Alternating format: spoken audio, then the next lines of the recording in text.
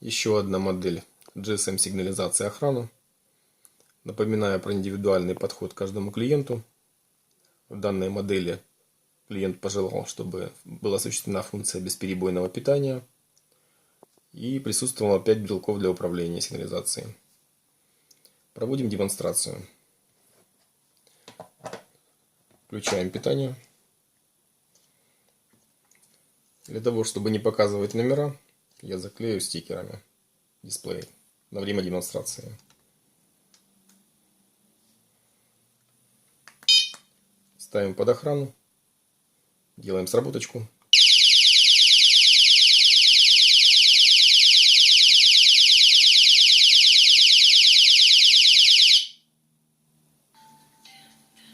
Как вы видите, произошел дозвон. Снимаем с охраны. Отключаем питание.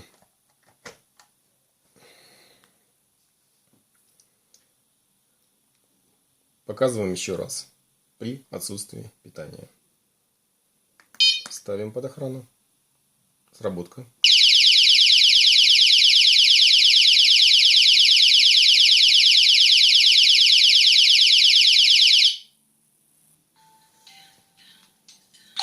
Произошел дозвон. Снимаем с охраны. Здесь находится 5 брелков.